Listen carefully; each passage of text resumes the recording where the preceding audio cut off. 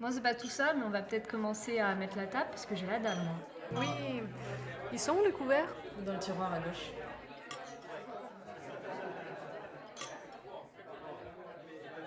Merde. Je peux prendre l'assiette? Putain, c'est fou parce qu'elle me rappelle tellement de souvenirs.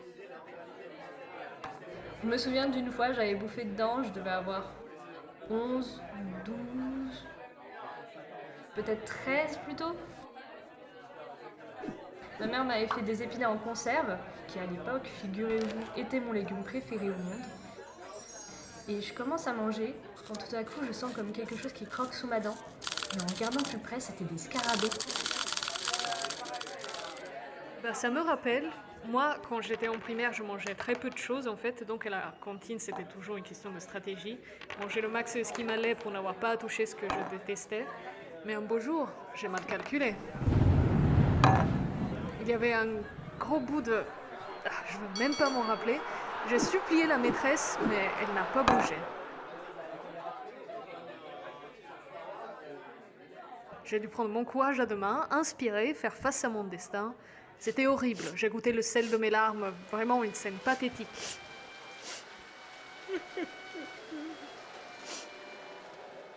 Bah moi c'était le contraire où j'ai goûté un plat qui était extrêmement bon, mais quand on m'a expliqué comment c'était fait, bah ça m'a vraiment dégoûté. C'était quand j'étais en Chine, quand j'avais 5 ans. On est allé à un restaurant où il y avait un énorme aquarium, donc une ambiance très aquatique avec beaucoup de poissons. Et on m'a servi un plat qui était en fait une soupe d'aileron de requin. Et en fait, pour faire cette soupe, il faut que tu coupes l'aileron, que tu jettes le corps de l'animal. Et dès qu'on m'a décrit ça, bah, la soupe, j'avais l'impression d'avoir du sang partout, j'avais l'impression que j'avais un animal mort dans ma soupe. Et ça m'a complètement dégoûtée et traumatisée.